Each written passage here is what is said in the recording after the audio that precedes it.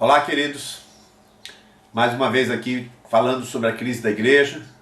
Eu queria concluir esse tema sobre a crise da igreja com alguns conselhos para vivenciarmos, pensarmos as crises, mas agora a crise na comunidade que você congrega, que você é membro. E eu digo isso porque a crise geral da igreja, seja as questões apologéticas, seja as questões de ordem institucional, essas questões macro, elas, como eu venho citando nos outros vídeos, elas são mais de uma espécie de contemplação e pouca mudança efetiva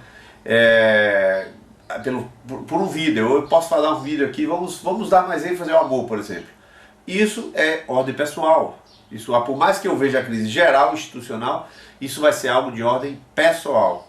Então eu queria pessoalizar um pouco mais. Nós falamos sobre a igreja de um modo geral, demos uma descrição, depois falamos um pouquinho sobre as pessoas que saem da igreja, que são influenciadas por crises locais ou gerais. Depois falei também sobre a crise na perspectiva de lições a tirar dela. Aquilo que nós podemos ver das igrejas históricas, as neopentecostais, as igrejas chamadas emergentes, aquilo que se aprende, alguns conselhos da crise geral. Agora eu vou ser específico em relação à crise numa comunidade. Eu queria que você atentasse para algumas coisas. Eu coloquei aqui como enfrentar crises e eu coloco aqui em primeiro lugar o fim da ilusão, o realismo. Em 1 Coríntios 11, 19 diz o texto: até importa que haja entre vós facções, para que os aprovados se tornem manifestos entre vós. Efetivamente, crises ocorrerão, e parece que já está dito até na palavra que há uma finalidade, um propósito, algo positivo. Ou seja, vai ocorrer, mas já se sabe por que vai ocorrer. Vai ocorrer porque está sempre o conflito, como eu disse lá no início, joio e trigo. Então, de repente, vem uma crise e aí a gente passa a perceber joio e trigo. Pelo comportamento, pelo procedimento, vê-se uma série de situações. Por mais que alguém diga que a igreja está ferindo, a igreja está decepcionando, e isso é escrito, muitos livros falam sobre isso, feridos em nome de Deus. Por mais que isso seja verdade, e dito e falado, a verdade é que também ocorre um outro aspecto. Ocorre que ali se vê com a crise quem de fato é, quem de fato não é. Fere pessoas? Sim, fere pessoas. Porque pessoas também se decepcionam com pessoas. Então você vê que é uma coisa muito complexa para a gente dizer, nunca ninguém pode ser ferido na igreja. Ué, quem está amando vai ser ferido. Quem está lidando com gente vai ser ferido. Não tem outra hipótese. Não, eu vou me isolar. Vai se isolar, como o náufrago, vai comprar, vai ver uma bola, vai ver o Wilson, né? E vai se decepcionar com a perda do Wilson, como está lá no filme de Tom Hanks, né? Então não tem jeito, você tem que perder a ilusão de que vive em um sistema, numa realidade perfeita, como disse Fernanda essa semana, né? Ela colocou, fomos expulsos do paraíso por conta do pecado. Não há retorno ao paraíso. O paraíso foi fechado depois do pecado. O paraíso, ou a ilusão do paraíso, é um problema sério. As pessoas acham que vai acontecer e tal. E aí, eu queria que fosse assim o assado. A vida não é um lugar. Achamos o paraíso e ficamos ali eternamente. Não é assim, não vai ser assim. Então a primeira coisa da crise, você tem que encarar. Alguma coisa morreu que era uma ilusão. Apareceu alguma coisa que era uma ilusão. Depois, a apostasia é um sinal do fim dos tempos, né? Diz 1 Timóteo 4:1, o Espírito expressamente diz que nos últimos tempos apostatarão alguns da fé, dando ouvidos a espíritos enganadores e a doutrinas de demônios. Não tem jeito. Saiba que crises ocorrerão, crises locais, crises gerais, crises de degeneração, de deterioração, de todo tipo ocorrerão crises. Hoje que eu estou aqui gravando esse vídeo, há uma postagem, há uma foto inclusive do ministro do STF, Joaquim Barbosa, rasgando a Constituição, arguindo que houve uma ação do STF que rasgou a Constituição. A crise é grave até na Suprema Corte brasileira. Então ocorrerão crises e está profetizado que a degeneração é um estado do próprio desenvolvimento humano, né? E aqui é preciso a terceira atitude. Oração. E Jesus, ouvindo isto, retirou-se dali, num barco, para um lugar deserto, apartado. Ele sempre fazia isso para orar. E Jesus, saindo, viu uma grande multidão e, possuído de íntima compaixão para com ela, curou os enfermos. Mateus 14, 13 e 14. Interessante que esse texto mostra que Jesus, ao orar, ele volta compadecido, ele sai desse tempo de solitude, de tempo com Deus, ele sai condicionado a perceber, a detectar, a ver, ele sai condicionado em termos de coração. E eu coloquei aqui, a oração molda nosso coração, nos condiciona e nos capacita para sermos parte da resposta, quem sabe para sermos a própria resposta. Quando oramos, Neemias estava orando lá no livro de Neemias, quebrantado pela situação de Jerusalém, e foi a ele oferecida, chamada, condicionada a opção, a oportunidade de ser a resposta para a própria oração dele. Então a gente precisa orar. Quando as crises estiverem acontecendo na igreja, ore pelo pastor, ore por aquele irmão, ore por aquela irmã, ore. E ao orar, não só Deus está operando através da sua oração, mas Deus está condicionando o seu coração a enxergar, a ver, a ajudar. Então a oração é um elemento fundamental em tempos de crise. Quarta coisa, não se precipite, mantenha o autocontrole. O livro de Provérbios 25, 28 diz assim: como uma cidade derrubada sem muro, assim é o homem que não pode conter o seu espírito, a sua impetuosidade. Então, dizer a você, se controle. Se você não consegue, tem que arranjar uma forma de viver de uma certa maneira controlado, viver sob serenidade, paz. A oração evidentemente ajuda isso, mas entenda, numa época de crise não adianta decisões precipitadas, não adianta, isso eu vou falar lá adiante, mas controle-se, domine-se. Não adianta querer dominar os outros nem dominar a situação, domine-se a si próprio. Em situação de crise, mais ainda esse conselho se faz necessário. Eu coloquei aqui, os que não se decepcionam, mas mantêm-se serenos e firmes, são de grande importância nas horas de crise, são as verdadeiras colunas da igreja.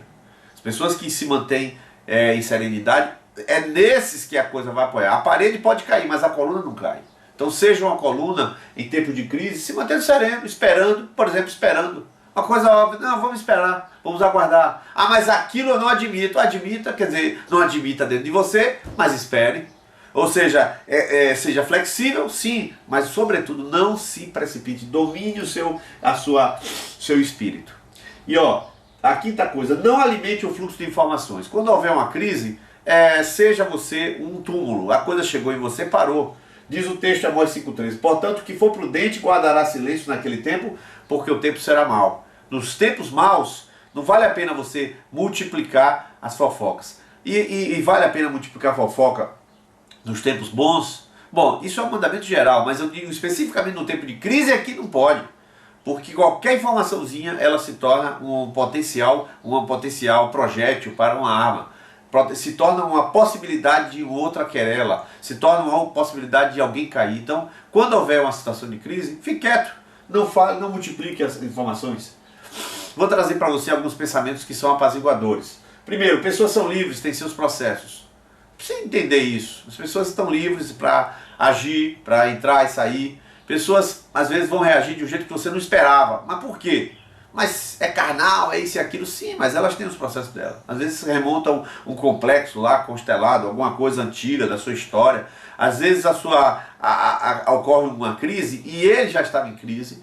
E aquela crise fez com que ele, agora, em vez de tratar a sua crise, sublimasse e fosse tratar a crise geral. Ou seja, criticar o outro é uma forma de colocar uma máscara para não ser trabalhado, tratado e admitir algum erro.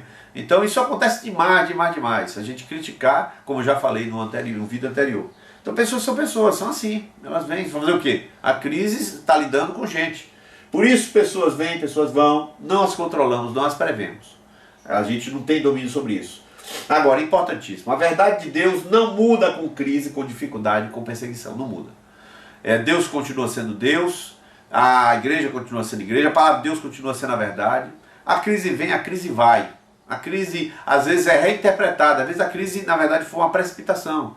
Às vezes um camarada apresenta um substitutivo lá na igreja, de retirada do pastor, e de repente a votação vai e o pastor realmente é tirado e a igreja entra em crise ou coisas parecidas. Um bom exemplo, né? Mas a igreja continua marchando, aquela crise depois é reinterpretada. Mas como foi que aconteceu aquilo? Como foi que aconteceu aquilo? Aquele pastor saiu de lá, está bem melhor em outro lugar, ou está até triste e a igreja depois vai pedir perdão a ele. Enfim, seja o que for, aquela crise vai ter que ser lida depois, vai ter que ser interpretada depois. Portanto, a verdade de Deus vai prevalecer. A verdade sempre vai prevalecer. ela não vai, na hora, ser percebida, detectada e explicada, mas vai prevalecer. A batalha, queridos, diz aí na tela, a batalha espiritual não é carnal, não é humana. Não adianta a gente falar que a gente agora não vamos fazer partidos e tal, isso aí é carnalidade. A batalha, não se vê se batalha com carnalidade, porque nós estamos no reino do Senhor, no reino espiritual. Então, meu conselho que eu dou é, lembre-se que ao diabo interessa a querela, a briga, a discussão, a saída de pessoas, a confusão, interessa ao diabo. Então, não é hora de crise, seja crise externa à igreja, seja crise interna à igreja, interessa ao diabo destruir, destroçar, acabar com a vida de todo mundo. Então seja cuidadoso, pense nesse aspecto, a batalha espiritual. A cabeça da igreja é Jesus. Lembre-se disso, é Jesus. Portanto, o comando pertence a Ele. Por mais que os homens errem, e vão errar sempre, a igreja vai continuar. Eu tenho uma interpretação pessoal, e falo aqui no vídeo, já falei várias vezes, que foi grande o erro da divisão da igreja por Lutero, Calvino, aquela reforma. E existe o outro aspecto. Aqueles assim, rapaz, a situação era tão grave que não tinha como prosseguir a não ser com a reforma protestante. Aí o outro vai dizer, mas a igreja protestante melhorou a igreja católica pela contradição, etc. e tal. Pode falar o que for, mas a minha opinião, analisando tudo, eu continuo com a mesma opinião. E eu pergunto, essa minha opinião muda a verdade que Jesus é cabeça da igreja? Não, ele é cabeça da igreja com minha opinião ou sem minha opinião. Então, olha, o Senhor é quem comanda a igreja, é Ele quem está acima de todas as coisas. Por isso não tente ser advogado da igreja, nem juiz, nem algoz da igreja. Simplesmente esteja contributivo, esteja numa posição de coluna, mas deixa que ele defenda a igreja, deixa que ele julgue a igreja, deixa que ele pode atuar contra a igreja e não vai fazer, quem vai fazer isso é o diabo. Então deixa essas tarefas acima da sua dimensão, deixe essas tarefas para que essas sejam executadas pelo Senhor. Em tempos de crise, seja um porto seguro para os assustados e feridos. Essa é uma palavra que eu quero dizer. Em tempo de crise, a palavra para você seja você um porto seguro, seja você um elemento de solidez, seja você um elemento de aconselhamento, esteja ali. Você sabe que aquilo, você detectou no seu modo de ver que a coisa está errada, bom, você já está convicto do seu posicionamento.